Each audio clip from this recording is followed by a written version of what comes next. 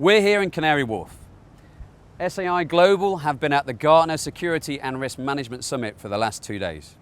We've been having conversations with clients and potential clients about integrated risk management, and we thought it was the perfect opportunity to get some time with Rob Van Straten, who leads SAI Global across EMEA and Asia Pac.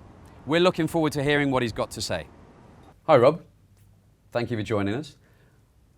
As we got some of your time, I wanted to delve a little bit deeper into organisational resilience. Okay. I know SAI Global have recently gone through the acquisition of Strategic BGP. That's right. And what was the driver for this? So there were two drivers, an internal and an external one. So first of all, we recognize an opportunity for growth in the technology market of organizational resilience or business continuity management, as it's often referred to. And the driver behind that growth is that organizations are increasingly aware that they need to protect their organization and their reputation against disasters happening. We're also depending on technology, our vendors, that organizations become more vulnerable.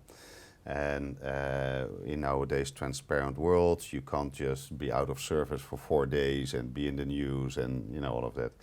So increasingly boards, but also regulators start to be focused on ensuring that companies can survive from a critical event. So that was like the market opportunity. Yes. And then we looked at our own capabilities. We had some functionality addressing the technology required for solid BCM programs, but it wasn't like what we thought was what the market required. So we investigated the companies, the pure players that were active in the market, as we need in our vision to offer a complete IRM offering, integrated risk management, where BCM should be part of, as also acknowledged by most analysts now. So we bought the best company that was in the market. Absolutely. And with that in mind, has the priority of organisation resilience or business continuity, as some term it, increased in the marketplace from what you're seeing? Yeah, I sort of referred to it a little bit already. First and foremost, it's awareness. And what we've seen in the past years is that business continuity was like a topic addressed by somebody somewhere in the organization. And now increasingly people are aware that that is an important topic.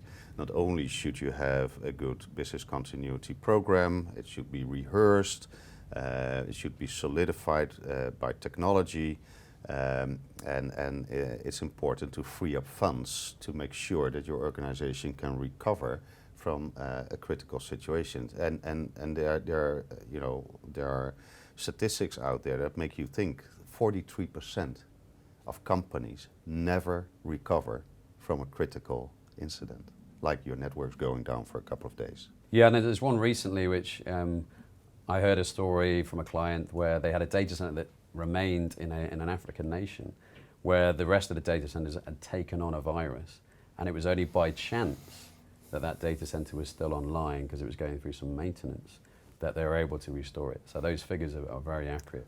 Yeah, and I think there is much more going on than we read in the newspapers. Absolutely, absolutely.